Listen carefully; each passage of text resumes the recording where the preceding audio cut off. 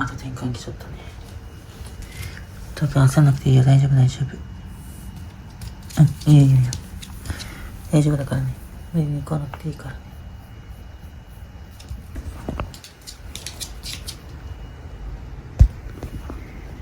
よし大丈夫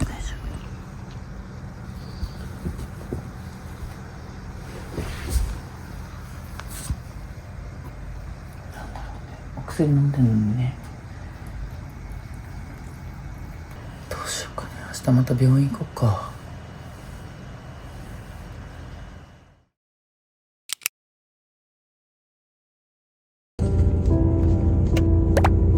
おはようございます。トラくんおはよう。今からMRI をするかわかんないけど、病院の先生に紹介してもらったもう一個大きいとこの精神科精神科じゃねえや、神経科かねメンタルケアになるとこだった。もう一個大きいとこの病院にトノくんを連れてきます。一応その神経系のトラブルかもしれないので、わかんないので、念には念をで一旦連れてこうかなと思ってます。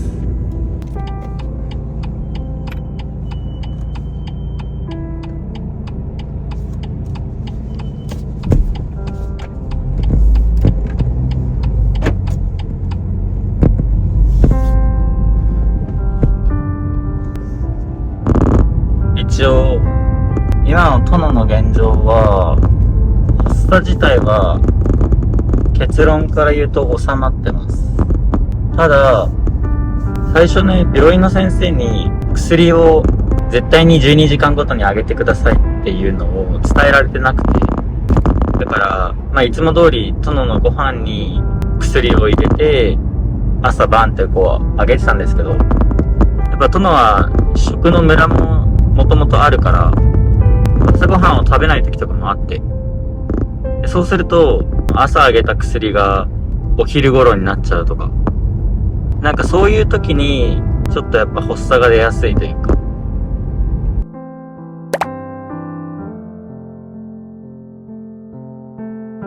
実は血中濃度の考え方をきちんと理解しておらず、薬を飲ませる時間がずれてしまった日がありました。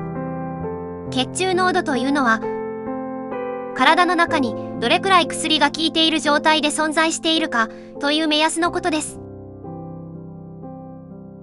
このタイプの薬は一気に効けばいい薬ではなく、一定の量を常に体の中に保つことがとても大切な薬です。薬を飲むと血中濃度は一度上がって、時間とともに少しずつ下がっていきます。だからこそ決められた時間で次の薬を入れてあげないと、薬の効き目が下がりすぎてしまうというわけです。下がりすぎると薬が効かない状態に近くなってしまい、薬を飲んでいたとしても発作が起きやすくなります。たまたまその管理がうまくいっていた最初の1週間は発作が止まっていました。ですが、12月6日から薬を飲ませる時間がずれたことで12月7日から発作が連発。この日は合計5回も発作が起きてしまいました。すべて2分前後で軽度な発作ではあるものの、頻度はかなり高め。その後すぐに動物病院を再来し、血中濃度の話をされました。そこからは12時間きっちりで投薬をするようになり、12月8日から12月12日まで発作は起きておりません。今ここ。ただやっぱ薬がないと高頻度で発作を起こしてたこと自体も事実なので、軽度とはいえ頻度が割と高めだから、どこにその原因があるかは専門のお医者さん目線での話を聞いた方がいいとのことでした。大丈夫だよ。やっぱ疲れるね。殿が病気するとね、気が気じゃないし、精神的にすっごい疲れるね。やっぱ殿がちょっとね、寝てる時とかにもちょっと動くだけで発作かなとか思うからさ。だからかいつも殿が病気するとやっぱ気になりすぎてね、寝不足になっちゃう。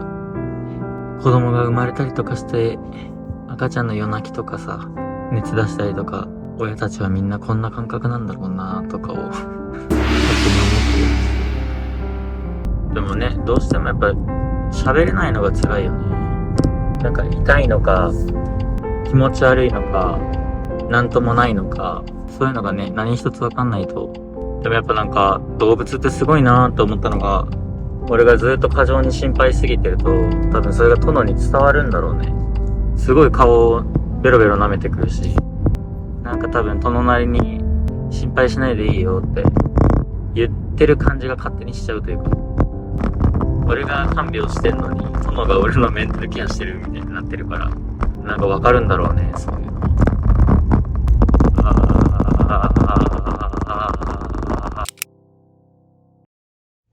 着きました。たぶん大丈夫？病院着いたからね。ちゃんと見てもらおうね。今何時だ？ 8 時50分ぐらいか。もうちょっとだけ時間あるから少し車で待機します。多分問診票は書いたんだけど、なんか受付とかそういうのの兼ねで20分前ぐらいに、9時半予約だけど、20分前に来た方がいいらしくて、まあ全然余裕で間に合うので、ちょっとだけ車で待機してから後で病院向かいます。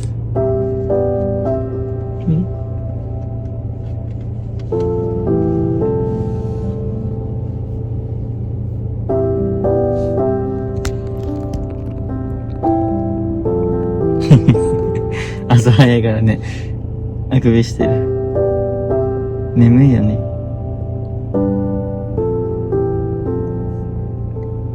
眠くてしょうがないよね。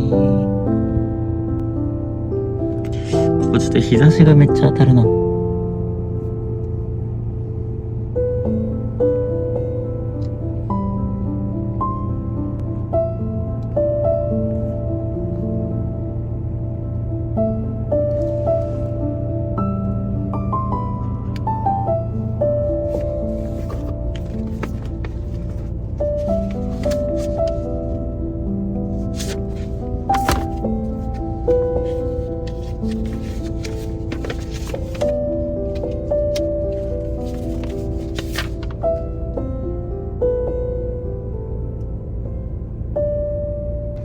一応紹介にあたって、こうやってレントゲンとか、何したっけ？エコーとレントゲンの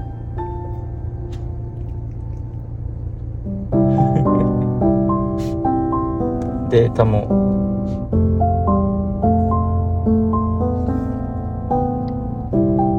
X-レイがレントゲンない？ X-レイとあとなんだろう、この超ってなんだ？超音波？超音波の超かな？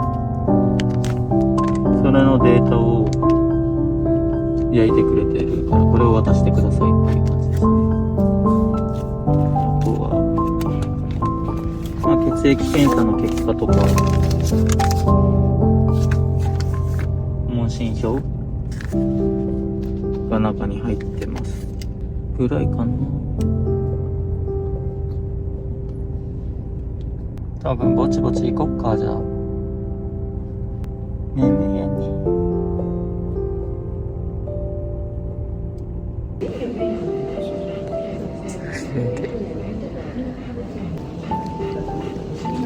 怖いですか？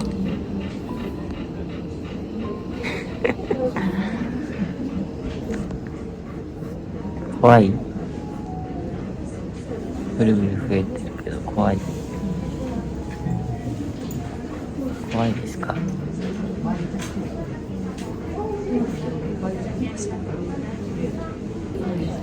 怖いね。大丈夫だよ。姉ちゃん大丈夫だからね。大丈夫だよ。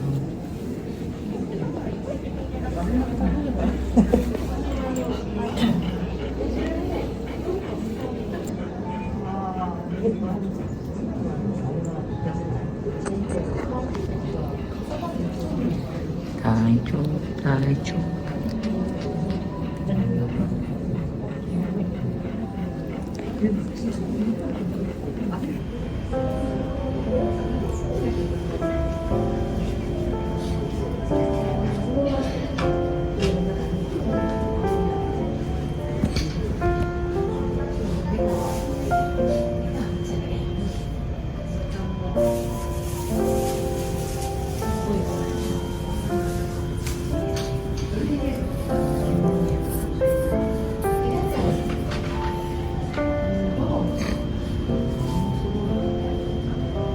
はい、殿の血液検査とかも、今回も相変わらず問題なくて、で、まあ今日の体調、コンディション的に、全身麻酔しても OK とのことだったので、まあ今預けて一旦帰ります。で、MRI 取ってもらって、で、まあ MRI をやる理由としては、画像からわかる、その、問題を明確にするためらしくて、そのね、脳に変な腫瘍ができてないかとか、そういうまあ、画像からわかる脳の異常を明確化するために MRI をします。ちょっとね、心苦しいけど、しょうがないね。ということで、まあ一旦帰ります。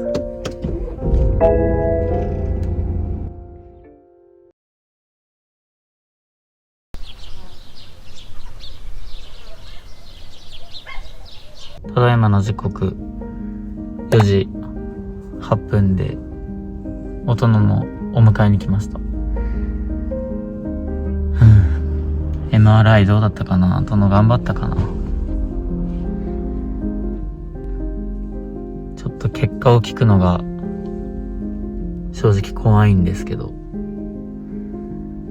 脳になんか異常があったりね、なんか見つかる方が嫌だから、個人的にはもう何にも異常なしで、原因不明の発作の方がありがたいかな。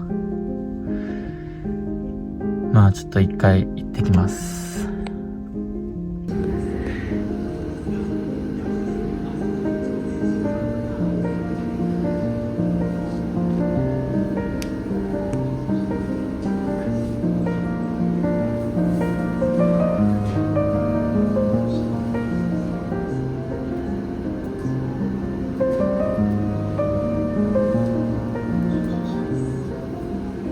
ただいま。大丈夫？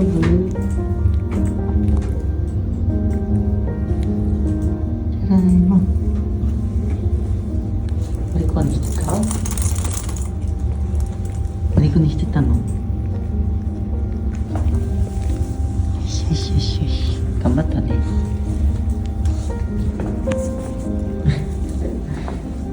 滞りなく終了いたしまして、はい、この画像は頭を縦に割った断面図、これが輪切りにした断面図ですね。はい。で、まあ結論から申し上げますと、特に異常なしよかったということですので、まあ症状とですね照らし合わせて、まあ、特発性転換と呼ばれるものに該当すると判断いたしました。まあ、画像などで特に大きなですね、まあ、変化をもたらさず、まあ、転換発作を引き起こすということで、まあ、今後もですね、やはり抗転換薬、今飲んでるお薬ですね、基本としてですね、まあ、継続しての治療が必要ということとなります。まあ、今飲んでるお薬がだいぶ、まあ、初期投与量のですね、中でもかなり少なめの容量から始めていただいているので、まあ、今後のですね症状の発現頻度に応じてお薬の量を調節したりですね、本当に必要にならば2種類目のお薬を重ねていったり、そういう治療方針になってくるかなと思いますね。まあ、人間より多いんですね。犬は転換発作なんかトイプードルも結構そこそこ多いです。我々もやっぱりよく見る。このケースもよくあります。そうですね。まああとは転換発作をまあ最初疑ったけれども実は別の病気だったっていうパターン。そういうパターンもあるんですね。やっぱり脳の病気がですね分かっ起こることがありますので、まあでもとりあえず別の病気だったりとか異常がないだけ良かったなとそうですね、思います。転換発作のコントロールが特に問題なくできるようであれば、それによって余命が著しく短くなるということもありませんので。ああ、そうなんですね。それが安心です。ただお薬はもう一生もうずっと飲んでいただくっていうところになりますね。特定の病気というものをですね、持つものではないので、基本的には症状のコントロールを図っていくということになりますね。ただやっぱりこれはあくまで今日の12月12日2025年12月12日のこの瞬間の画像だけですので、これが永続的なものではないという点はですね、ご留意いただけたらと思います。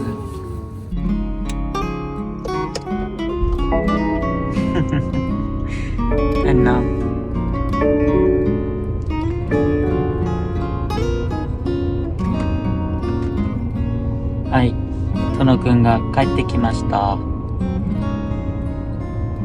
殿お疲れ様。頑張ったね。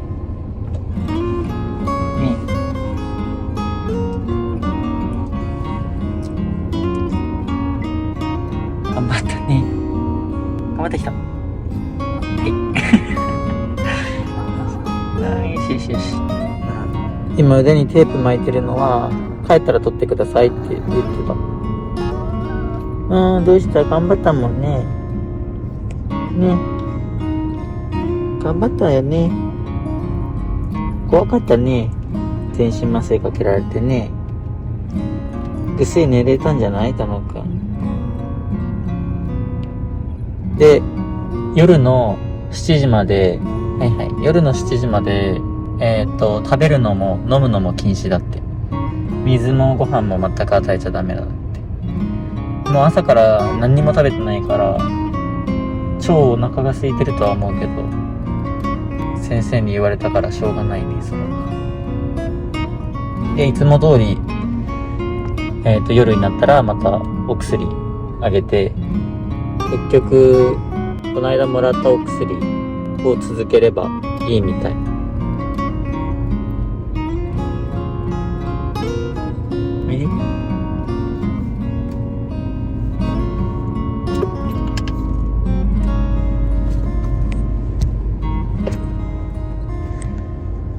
MRI したら全然違う病気でしたとか、脳に腫瘍がありましたとか、癌だった場合とか、なんかそういうのもあるらしいから、まだ若いけどね、今回これを機に全部洗いざらい見れたのは良かったかな。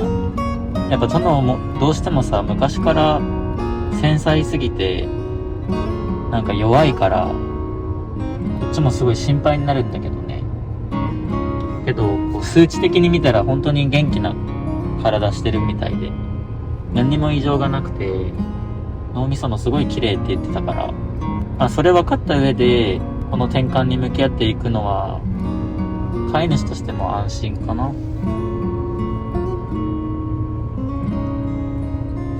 ねえ、疲れたね殿ね。お家まで頑張ってね。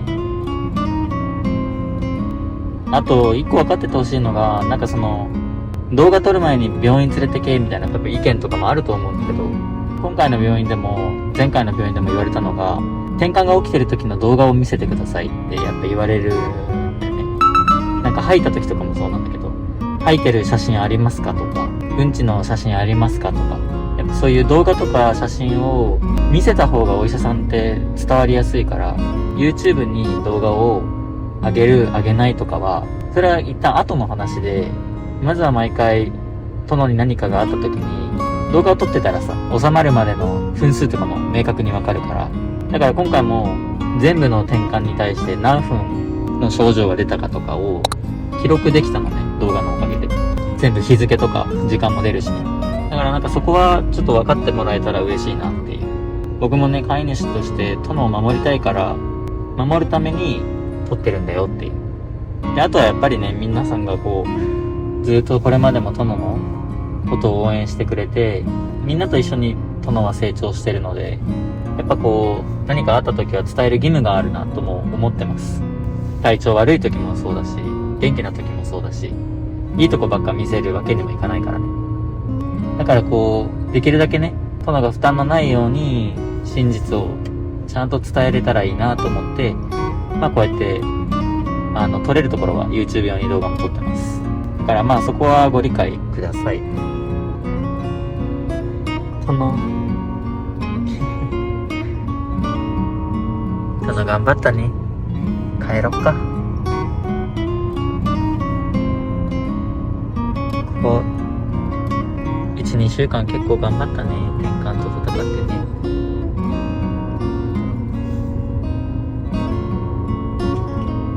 帰ろっかとね。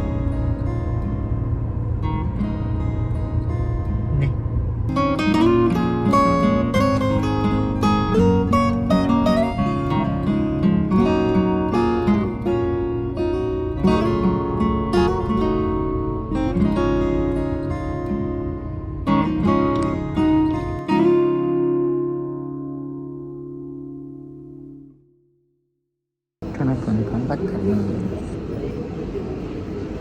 頑張りましたか？頑張った人。